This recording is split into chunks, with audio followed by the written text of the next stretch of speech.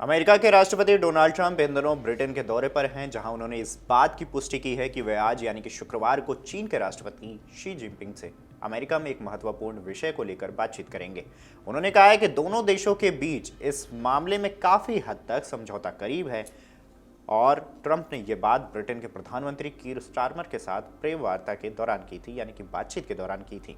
उन्होंने कहा है कि हम राष्ट्रपति शी इसलिए बात करेंगे ताकि इस पर कुछ फाइनल हो सके। ट्रंप ने जब चीन पर भारी टैरिफ यानी कि कर लगाए थे, तब से अमेरिका और चीन के बीच व्यापारिक तनाव बढ़ गया था।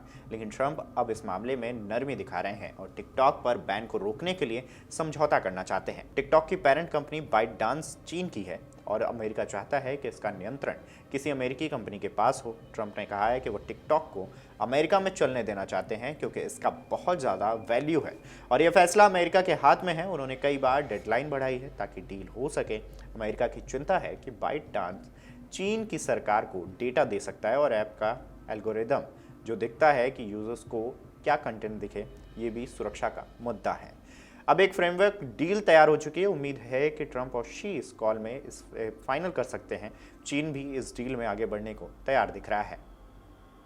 आपको बता दें कि दोनों ही देश इस पर सहमत हैं कि अमेरिका यूजर्स डेटा की सुरक्षा किसी विश्वसनीय पार्टनर के हाथ में देना चाहता है। टिकटॉक के अलावा और भी कई व्यापारिक मुद्दे हैं जिन पर ट्रंप और शी चर्चा करेंगे।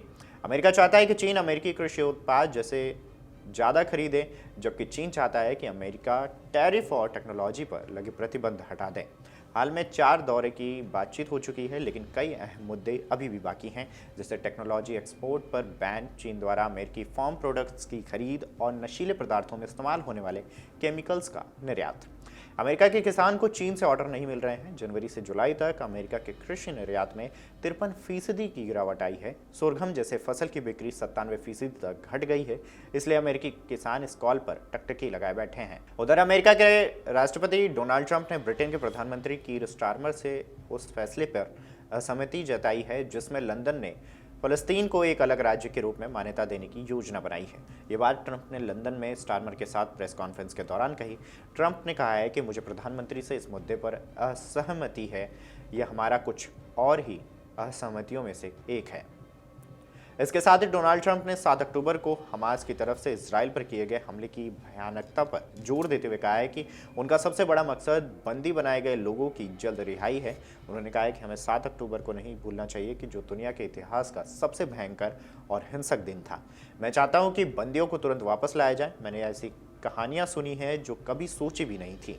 वहाँ कोई इंसानियत नहीं है। हमास ने कहा है कि वे हमले के सामने बंदियों को रखेंगे।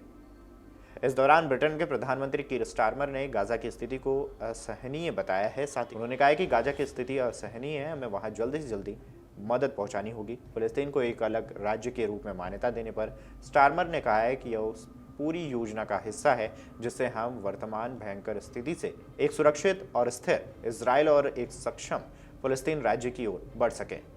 हालांकि स्टारमर ने साफ कहा है कि ब्रिटेन हमास एक आतंकवादी संगठन मानता है और वह फ़लस्तीन के शासन में कभी हिस्सा नहीं ले सकता। उन्होंने कहा है कि वह एक आतंकवादी संगठन है और फ़लस्तीन के भविष्य के शासन में उसका कोई स्थान नहीं होगा। आपको बता दें कि इसके बाद स्टारमर ने कहा है कि 7 अक्टूबर को जो हुआ वो होलोकॉस्ट के बाद का सबसे भयानक हमला है।